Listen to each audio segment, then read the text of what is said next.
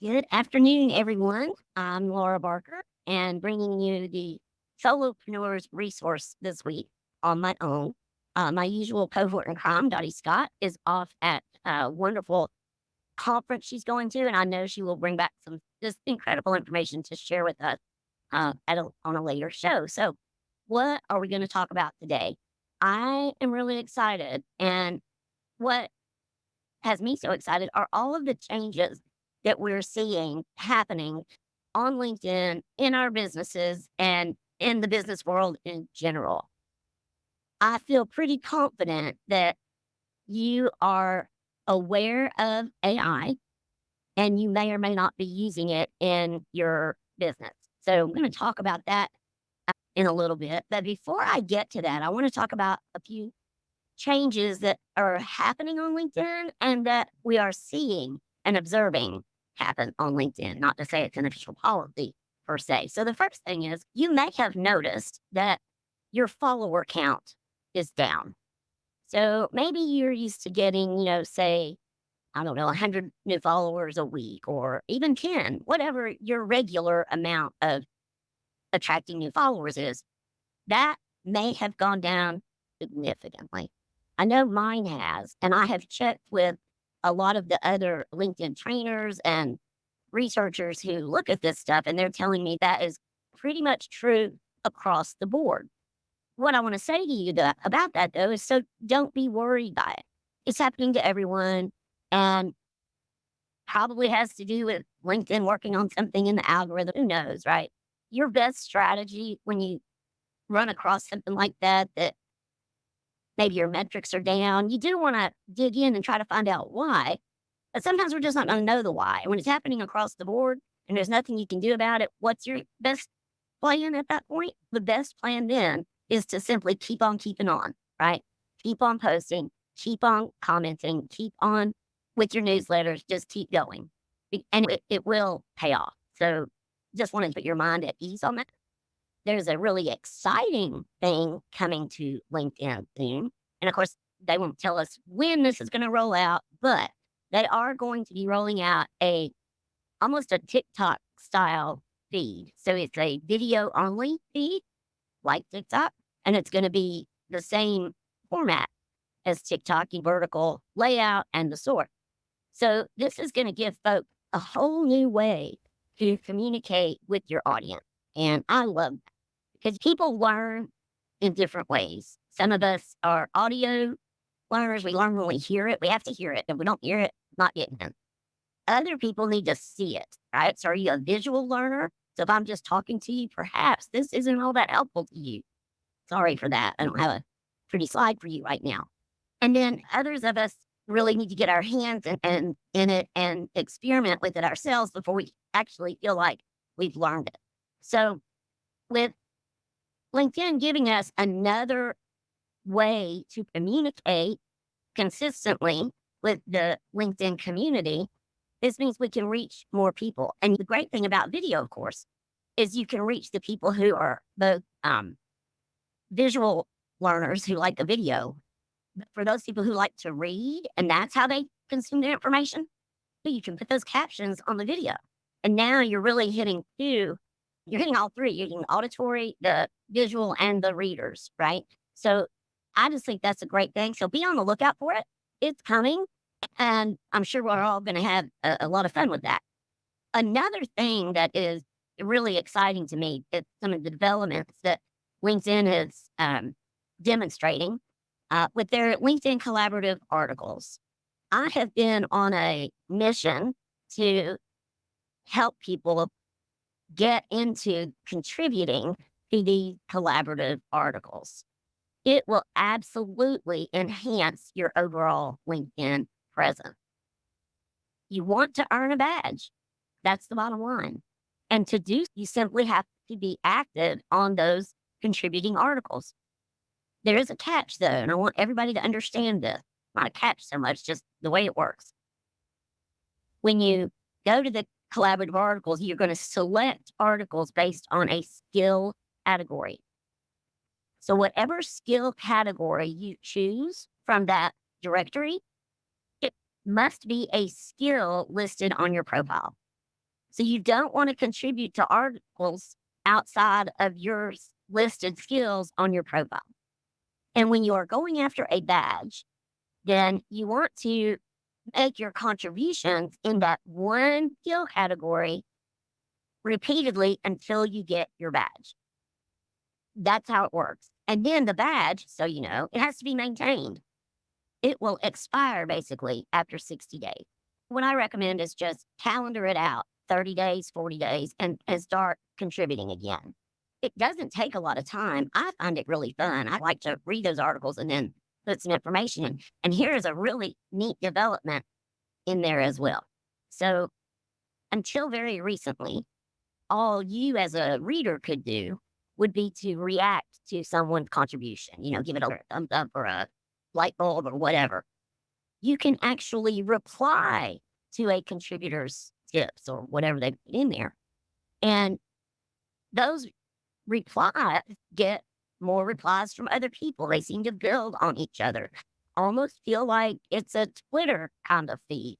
Of course, it's not Twitter, but with the articles and having the ability now to reply, it's another way for you to get your name out to more people and add any thoughts that you have and carry on a conversation, basically, using the collaborative article as the kicking off point for the conversation. So I'm really enjoying this.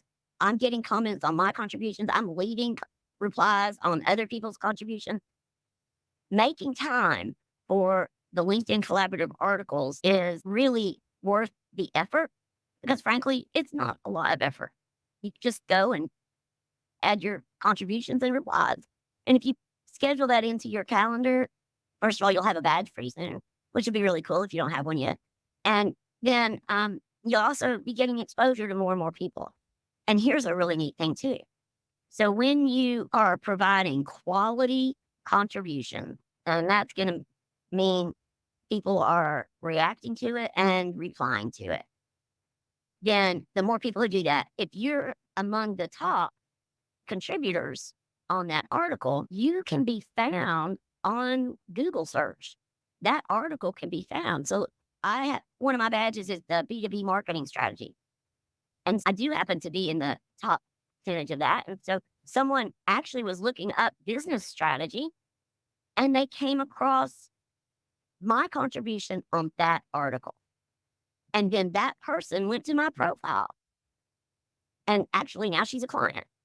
That is how powerful the collaborative articles can be. So I please want to just encourage you to take that into consideration and kind of work it into your workflow. And this brings me to my next topic, which is basically workflow. May not be a term you're very familiar with, but all it is just a description of your habits. What do you do? What steps do you take when you're going to create a post? Where do you start? This is your workflow. Maybe you start on Authored Up. Maybe you start on a Google Sheet. Maybe you start on AI and get some ideas. But what is your workflow? It needs to be defined because in today's world, we are getting more and more technical, and that is happening fast. It's happening very quickly. And so if you don't have a good system down, say, for example, for content creation or writing your newsletter or scheduling events, whatever it is that you're doing, if you don't have a system for that, things are going to fall through the cracks. And we don't want that to happen. So workflow is incredibly important. Now, AI is changing our workflow and how we think and how we work. I'll give you an example of what I mean. If I'm using AI for, let's say I want to get some ideas for a post. So I put a prompt in basically saying, hey, I'd like some ideas for a post and tell them that I'm a LinkedIn coach. What would you suggest? Give me 10 options. That's great. It's going to give me those 10 options. And then I'm going to have to take that and turn it into something that is from me, right? So it's so important not to copy paste from your ChatGPT or Gemini or whatever program you're using. Do not ever copy paste the content. You must always make it your own. And here's the thing. If you don't, if you try to shortcut it, you're going to be probably blocked on some platforms because they will detect that what you have put in there is 100% AI generated. Now, oh, by the way, that same thing goes for your LinkedIn collaborative article contribution. Please do not just repeat what the article said. You're supposed to expand on it.